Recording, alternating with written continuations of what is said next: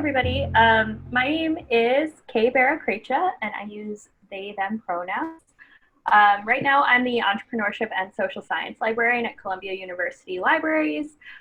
Previously, I was the Job and Business Academy Librarian at Queens Public Library, which is where I learned to do resume workshops and work one-on-one with people on their resumes. So that's kind of how I ended up here.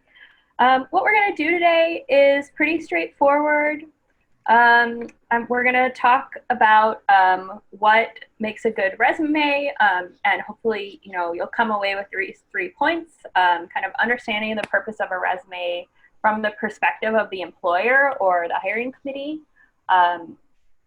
You'll have the opportunity to write one really good resume bullet point yourself. We're going to try this activity that I normally do in person in the chat, so I hope that is valuable. And then by the end, I'm hoping you'll be prepared to go forth and write a resume that showcases your skills and accomplishments. What is a resume for? A resume is for getting you the interview. So what does that mean?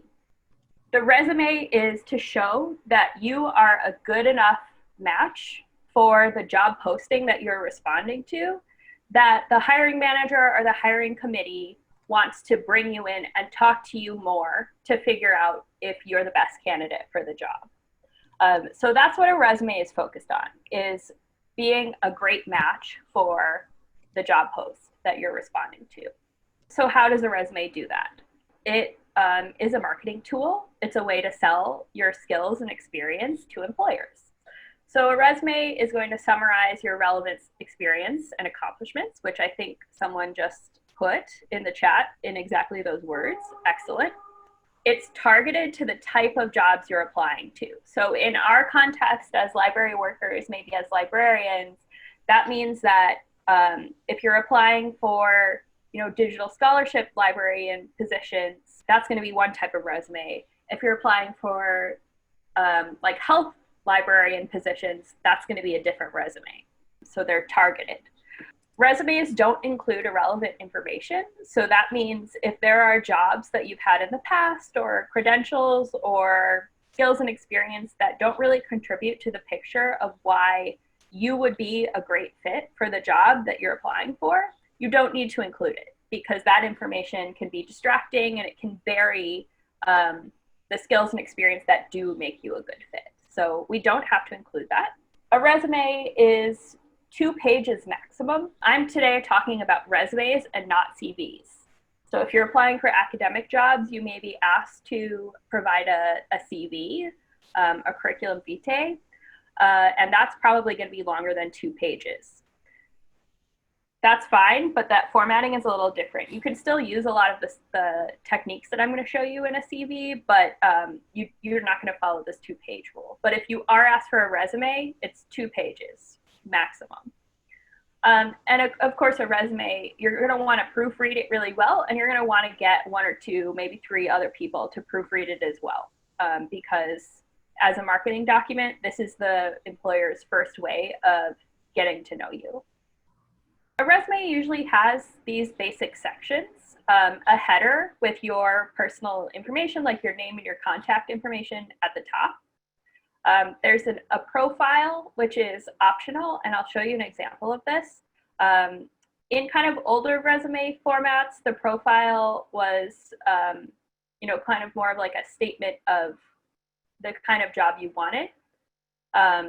Now, in kind of a more contemporary resume situation, a profile would be like a brief summary of your skills and your skills targeted to the type of job you want to kind of set up, kind of frame the rest of your resume. But again, that's optional. And then you're going to have an experience section that might just be called work experience or just experience. And that's going to include, previous jobs that you've had that are relevant, but could also include internships. If you're a student or a recent graduate, it could also include things like, school leadership positions and things like that. And then you're going to have your education section, which will go at the bottom if you're not a recent grad, or if you are a recent grad, you can put that at the top. So here's the example resume that I've created for us all to look at together. The purpose of this example is to give you an idea of what the formatting could look like. So this has all of those sections that I mentioned. I would say after this workshop, I would hope that you'd be able to critique some of these bullet points and make them stronger. They're not all the strongest bullet points. Some of them are good, some of them are not as good. But you'll see here, it's got this header, Sam Smith, contact information, a profile with a brief summary of skills and years of experience, experience or work experience. You'll see here that's got a title, the place that the person worked, dates, and the location, and then bullet points. You'll notice that each job only has 3 to 5 bullet points per job, and that's on purpose because the point today that I hope you come away with is that it's more important to have really good, meaty, accomplishment-focused bullet points than it is to have a long list of bullet points. So I'd rather see something like this than, one, in maybe 1 page, than 2 pages that cover, just 1 or 2 jobs with lots of bullet points. This is a lot easier for an employer to scan and understand your experience quickly. So that's why we do that. You'll see here, there's 2 library jobs and then a non-library job, but the non-library job kind of focuses on transferable skills, like customer service and displays, which are things that you might do. This person is a children's librarian, so it's something a children's librarian might do. And then we have the education at the bottom, and you can see this person graduated in 2017. It's a few years ago now, so this education is going squarely at the bottom. Okay, so those are kind of the basic sections, and no matter where in your career you are, assuming you're writing a resume and not a CV, these are the sections that I would expect to see on your resume. Again, with the profile being optional, but I would encourage you to do that. Okay, so before we get to that, we are going to do these things. The first is to decide what kind or kinds of jobs you're applying for. So in my example, Sam Smith is a children's librarian. They're looking for a children's librarian position. So that resume is super targeted to children's and youth librarian skills and experience. If that same applicant were also interested in applying for academic positions, for example, or maybe even, let's think of something that would need a resume and not a CV. So let's say they were interested in applying for, just a general librarian position. I would expect that applicant to have a separate general librarian resume that focused on different things. And so that's why at the beginning, you want to decide what are you applying for so that you're not creating, 5 or 10 different types of resumes if you don't have to. Focus your search at the beginning. Then you're going to want to gather up all the information that you have about your work history, which includes, internships and relevant volunteering, and like I said before, school leadership if you're a student or a recent graduate, just so that you have all of the kind of raw material of a resume available in one place. That's going to be helpful. And then you're going to want to identify your most important skills, which sounds simple, but actually can be kind of challenging. But it'll help you out if you can do that at the beginning. And I will talk about that a bit more when we start to talk about looking at job descriptions, because that's one really helpful way. I mentioned this when we were looking at the example resume, but if you're wondering about what to do with your non-library work experience, make sure you can include it if you are communicating transferable skills to whatever library job that you are going for. Transferable skills are skills that you used in one context that are also able to be used in the new context that you're either working in or hoping to work in. You don't have to include, again, I said this before, but you don't have to include information that is irrelevant. And because we're working with a document that's either 1 or 2 pages long, it's actually very important that you cut out things that aren't relevant to what you're searching for. So it's okay if you leave out jobs, from that don't have to do with your target job. And sometimes people worry that leaving out jobs will make it look like you had, a gap in your employment history. That might occasionally be true, but if it's, from, more than 5 years ago, or if it is clear that your resume is like very focused on librarianship, that's less of a concern. Another option that you have, if you want to establish that you have a long work history, that you don't have gaps in your employment history, or that gaps might be, smaller than they look if you leave something out, is to just put a brief employment history section that doesn't have any bullet points. It just is kind of like a timeline of your work history. That's another way to do it that saves space and doesn't make you, waste space on things that aren't relevant. And then I would also encourage you to use ONET Online, which is a great database, a free database of job information. These are basically like generic job descriptions that include job duties as well as important skills and competencies for specific career areas. So if you're looking for inspiration on what to maybe start to write about, that's a good place to start. So here's where we really move into the meat of what we're going to do today, which is to focus on using keywords and accomplishments to write really good bullet points for your resume. We're focusing on resumes today, but I'll also say keywords and accomplishment statements are also really useful and crucial for the cover letter and for the interview phase of the job search process as well. So keep this in mind as you go forward with your job search, but today we'll focus on how to use them in resumes. As library workers, you probably are already familiar with, keywords and what that means in a search context. And it's not that far off from what it means in like a resume or a job search context. So keywords are just important words in the role or industry that you are hoping to find a job in.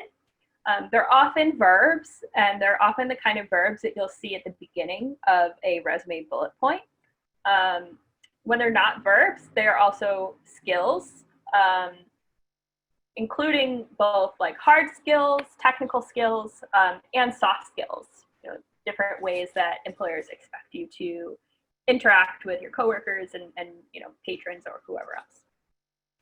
These keywords are usually almost always in the job description of what you're applying for.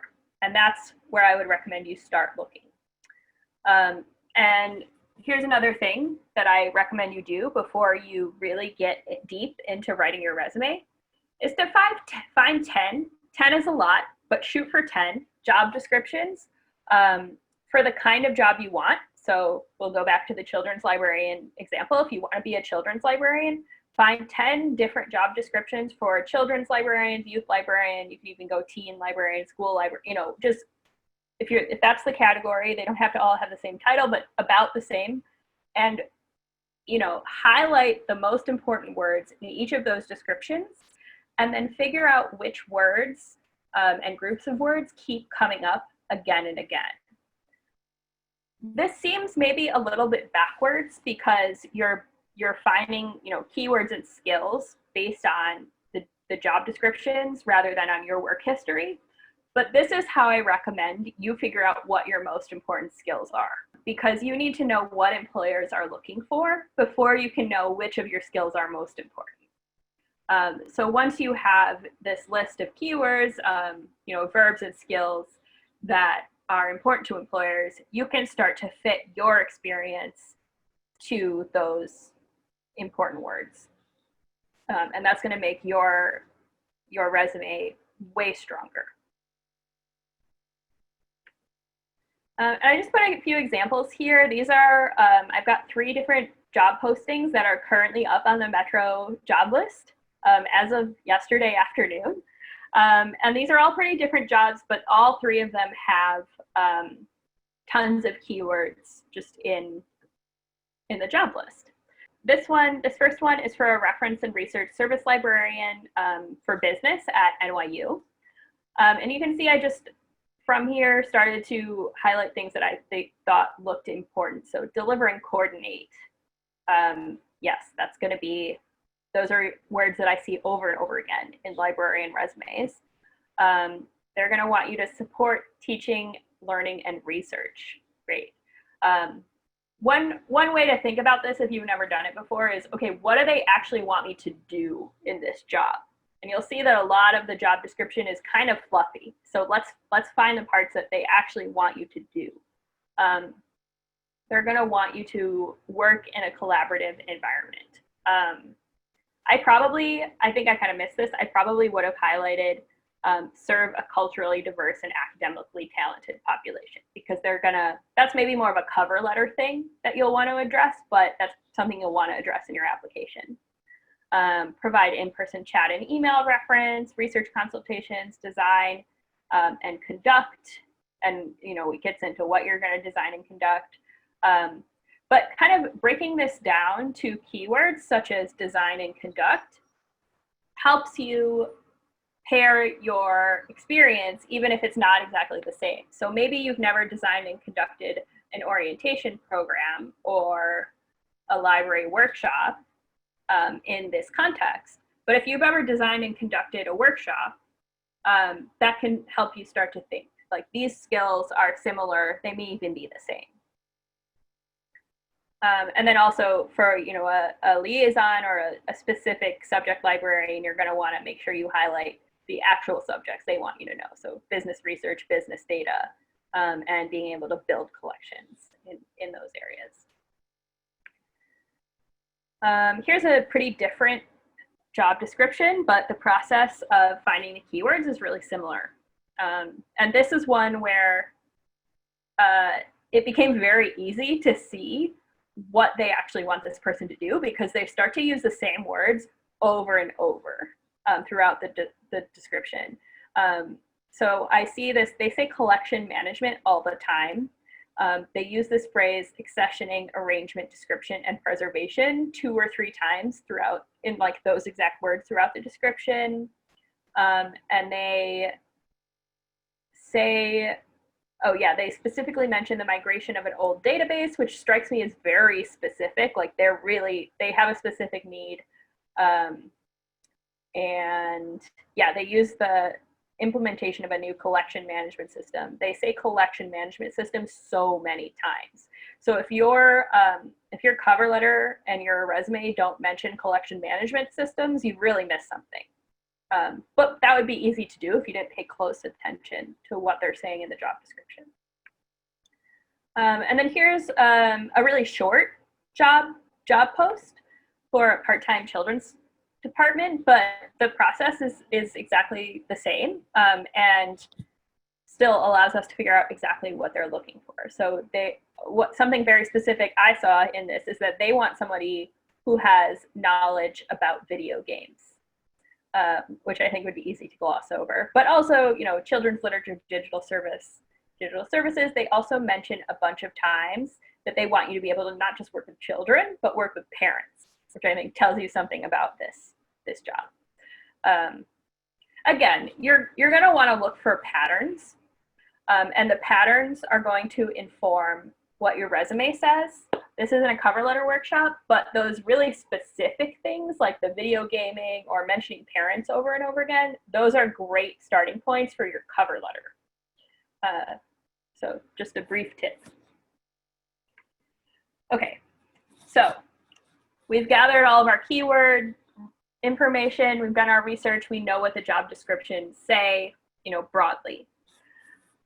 Now it's time to come back to our own experience, and what we want to do is transform, our knowledge of our own work experience into easy to understand accomplishment statements. So an accomplishment statement is basically what it sounds like. It tells what you have accomplished at work in a really specific way. It allows you to showcase your skills, and also it helps you establish your track record of being able to do things. Whatever things you're able to do, it shows in particular that you actually did them. And this is in contrast to what we often see on resumes, which is saying that you're responsible for something. When you say you're responsible for something, and that's all I know about you based on your resume, it doesn't actually tell me that you have a track record of doing that thing, just that it was in your job description previously. So I'd much rather hear specifically about what you did. And then, as I just kind of demonstrated with all those job descriptions, your accomplishment statements in your resume should be informed by the keywords in the job descriptions that you're looking at. Okay, so I'm going to show you some examples here of resume bullet points that, they're not awful, but that you might see on a resume, and how you could make those resume bullet points great.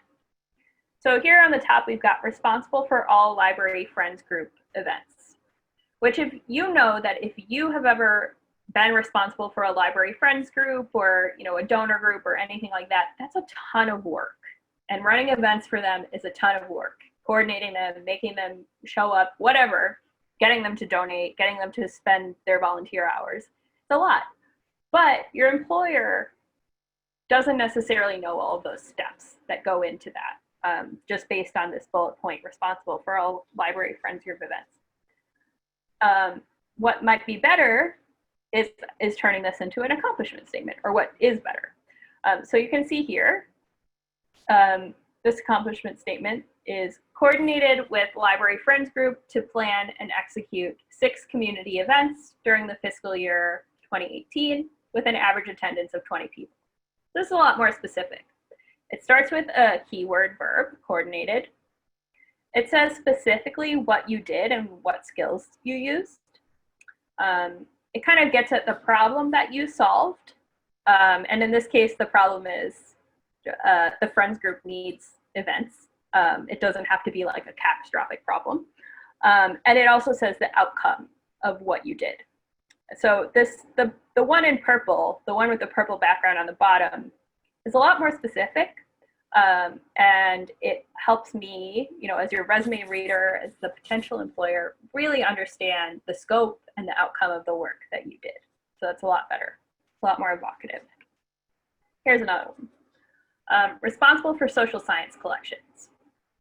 We could make this more compelling by, starting with some keyword verbs, developed and maintained print and digital collections for 6 social science departments with an annual budget of $15,000.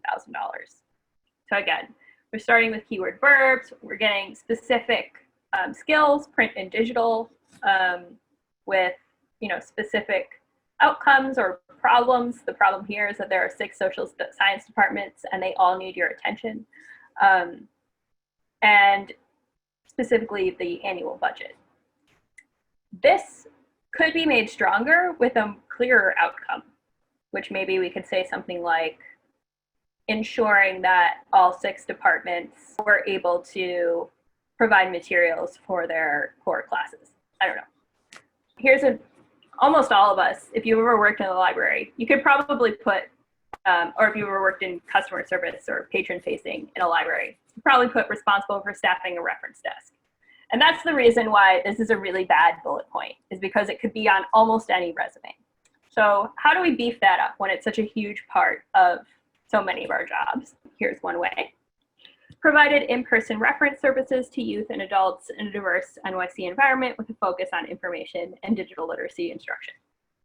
So that gives you some more specific information about what this person does on the job, and even kind of their approach with the focus on information and digital literacy instruction. Okay. So as I have been trying to illustrate with these examples, an accomplishment statement has 4 parts. It starts with a keyword verb, or maybe a couple keyword verbs.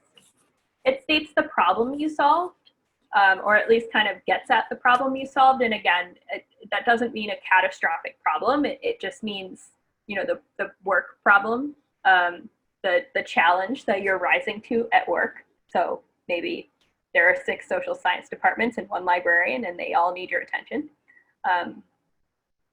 It demonstrates or illustrates the action that you took and the skills that you used. And it names the result of what you did. Okay, so we're gonna try this together. I've never done this in a digital environment like this, so you know we're gonna try it and see how it goes. But I want each of you to think of just one specific project or process or repeated task or just something that you're proud of doing at work, or remember that could mean an internship or at a relevant volunteer position or even a school leadership position, that you want to focus on for the next, I don't know, 5 to 10 minutes. We're going to work together, or at least we're going to work side by side to turn this into an accomplishment statement that you could use on a resume, or, you know, hopefully in an interview. Okay, so we're going to go step by step. So in the chat, and I'm going to pull up the chat so I can see what you're saying. Let's just start with that verb, that action word, that key word that summarizes the accomplishment. So I put a really common one, like I said before, coordinated is a good example. If you're thinking about collection development, it could be like maintained or developed. Another common one is like delivered 3 workshops, programmed, that's great. Initiated, spearhead, supported. Yes, exactly, great, okay. And sometimes I find, even though this is step 1 and it's the first step of, or the first word that you see in the resume on the bullet point, sometimes I find that I want to leave this for later, that I skip this and come back to it as I think through my accomplishment. So that if you're having trouble, you know, summarizing in 1 word, that makes total sense. Don't worry too much. Okay. Now we're going to address the problem that you solved with your accomplishment. And again, remember, this doesn't have to be, you know, some disaster, some emergency, something like that. When I say problem in the context of work, it just means whatever challenge you were responding to, or whatever work context required you to take this action. So, and you can summarize this, you know, colloquially in first person if you want to. So my example is, you know, teens at my library branch were not being served by after-school programming. Or maybe another problem that would be related is teens, maybe they are in the library, but they asked for a program about dance and we didn't have one. I see a mold outbreak. That really is a problem. And sometimes that's the case. Yes, okay, continuing education during a pandemic. I think we have a lot of real problems right now, so this is maybe a little easier than it normally is.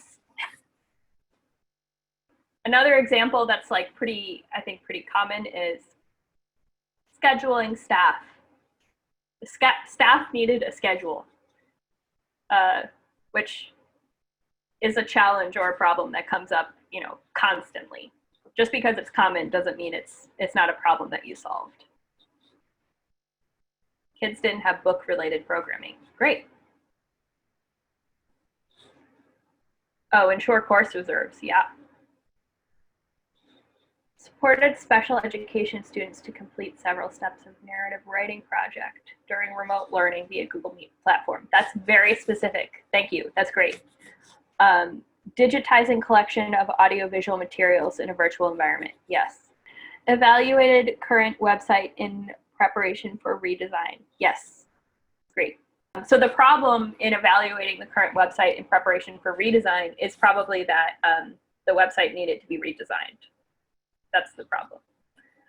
But the way you stated it kind of gets at that. Students didn't have access to some materials in native language. Yeah. Adapted live programming to a virtual environment. Great. Okay, thank you for these examples. These are awesome. And they're kind of bleeding into what action did you take, and or if you can get both in there, that's great. What skills did you use? So some of you have already been getting at this. It can be really hard to separate the problem from what you did about it, especially when you're trying to summarize in a short, 2-line bullet point. It's better to get out as much information at this stage about what skills you used and what you did, and then have to cut down later. So my example of what I did was create a new teen program in which teens taught each other dance moves and routines every week. So that's what I did. I didn't really do this. I'm not a teen librarian, but the skills would be used outreach, scheduling, and promotional skills. So you can see this is maybe not exactly how I would say it in a resume bullet, but I'm just listing things now. Created a new family program in order to promote community. Awesome. Redistributed the collection to provide more study space for students. Created a new book program for kids and conducted outreach to raise awareness. These are great. I would challenge you to keep pushing and just list a few skills. What skills did you use? You've included some skills, but can you go even farther, even if you don't end up using it right now in the resume? Evaluated how students and faculty are served and was able to get a book drop installed. Evaluated is a really good keyword verb. Evaluate and assess are both words that I see a lot in job descriptions. Yeah, and again, I would encourage you, this might take some time, but I would encourage you to keep pushing to think about what were the specific skills. Created digital anthology to share with students on Google Classroom during National Poetry Month, April 2020, awesome. So here's a good, Google Classroom, using Google Classroom, that's a specific skill. Conducting outreach, that might be a specific skill. Adapting a live program to a virtual environment is, obviously that's a super relevant thing to be able to do. You would be able to pull out, though, more specific things like which programs did you use, using Zoom, using advanced Zoom features. I think right now, Zoom is a great example. So a lot of us are maybe able to schedule a Zoom meeting, with 2 to 5 people and make that work.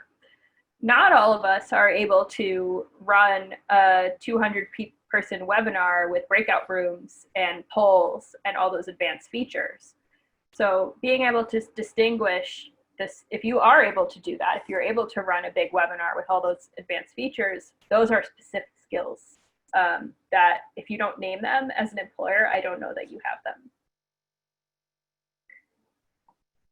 Yes, okay, acquired new video editing and advanced Zoom features in order to adapt live programming to fit a virtual environment. Excellent.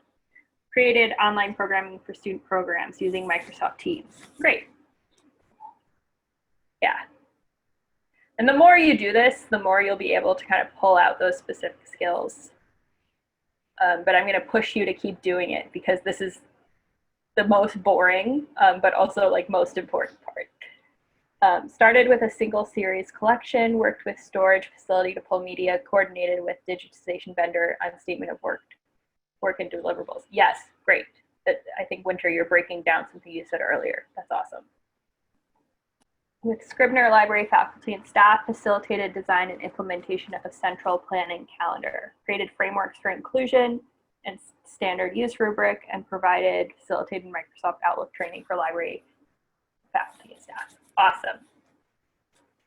All right, let's move on to the fourth aspect, which is the results. Some of you have sort of started to get at this, but my example for the result was 8 to 10 teens attended the weekly program for the duration of the school year. So here I'm naming 2 different kinds of numbers, the number of attendees and for how long. Increased teen engagement at the branch, resulting in 20% more teen collection circulation and 30% more teen reference questions. So it's easy to put numbers on the results when you're talking about something that you keep statistics on. But you don't necessarily need to have numbers in order to say what your result was. Like I see it's organized a buddy system for librarians within different branches to discuss children's programming, outreach, and resources on a weekly basis. That's great. And I would push more for the result and would say maybe the result was, and you could even, once you've finished your statement, I would challenge you to say resulting in, and then say something else, even if that's not how you keep the wording. So for that example, organized a buddy system for librarians within different branches to discuss children's programming, outreach, and resources on a weekly basis. I would imagine you could say resulting in regular professional development for librarians and increased professional community. Like you could, even without any numbers, you could say what the result of that was. Receipt of 100 digital files via Aspera in batches of 10 files. Yeah, that could be a result. I could also see you, saying resulting in no errors. I'm not sure. That sounds like maybe it's an archiving or a preservation thing, and I don't do that at all. So I'm not going to guess what the result of that would be, but I think you could push and say, what is the result of that? Spearheaded COVID-19 response, providing remote delivery of library resources, resulting in student satisfaction. Yes, comparable to non-pandemic years. That's great. Followed a self-motivated plan of action to acquire new video editing skills and Zoom dashboard features, training to adapt live programming into a virtual, environment during a pandemic. Great. I think you probably could push that one. It's, resulting in what? And it could even be resulting in, retained student engagement or whatever kind of, patron engagement, whatever your live programming is. Increased seating to accommodate 20 additional study spaces. Yes. Successfully incorporated 5,000 monographs into the library. Here's a follow-up. Resulting in smoother transition to online presence. Great. I like this format, and thank you for participating in the chat activity. So now the final step is to kind of pull that all together. Let's make it a bullet point. So you can see in my example, coordinated new teen dance program for unserved population, including outreach, scheduling, and promotion, resulted in weekly attendance of 8 to 10 teens and 20% increase in teen circulation and 30% increase in teen reference questions. So I didn't use every word that I used earlier. I kind of trimmed it down and made it easier to read and made it so that this would, hopefully fit. I think this would fit on 2 lines on a resume, which is kind of 2 to 3 lines top per bullet point, mostly. But let's see. Can anyone pull together what you just did into something that could be a bullet point on a resume? This may be the more time-consuming part, so I might move on to questions. And if you have a bullet point that you've pulled together from this activity, please put it in the chat. I've also included a link here to a source that I really like to use for resume help and advice, and which is the Ask a Manager blog. It's a really great, kind of plain English advice site. So there's that link. You can also use this site for resume and interview information. Yeah, I read Ask a Manager every day. Yeah, so that's really great if you haven't heard of it. I definitely recommend it. And I would love to answer any questions. Oh, we have a bullet point. Thank you, Neil. Co-facilitated design and implementation of central planning calendar by creating frameworks and standard use rubrics. Also facilitated and provided Microsoft Outlook training for library faculty and staff, resulting in smoother transition to a fully online workplace during COVID-19 pandemic. That's great. Um, yeah, that has, I think that does hit all of the points. I'd probably nitpick a little and like try to get you to make it a little shorter, like no also facilitated. Like, can we get this? Or maybe that would be a different bullet point, so that it's easy to scan. Something I didn't say earlier is when resume reviewers, often meaning the hiring manager, but sometimes meaning HR, who know maybe not very much about what your day-to-day work would be in the initial scan. When those people read your resume, they spend something like a minute or less on each resume. Like, it's very, very fast. So it's absolutely crucial that your resume is easy to scan, which is why these first words in your bullet points are so important. So seeing like interviewed, trained, and supervised. I'm lazy. I'm not going to read what that says. I understand. You like hired someone. Great. We're looking for someone who can supervise. That's an important skill. Partnered with local schools to create student-focused music performance. Great. Okay, cool. Perform collection management, including blah, blah, blah. Perform bibliographic, internet, and general computer instruct. Okay, cool. Selected to be one of 3 EREF coordinator. Oh, great, I get it. Like, that's how you have to assume that they're reading your resume. Someone eventually will probably read it more carefully, but that first time, they're not. It's like that.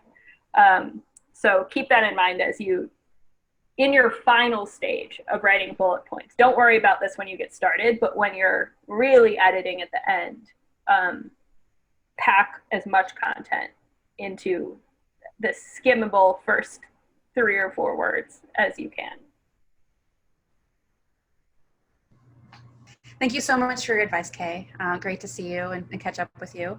Thanks for taking the time. Yeah, thank you for having me. It's great. It was great to chat with all of you.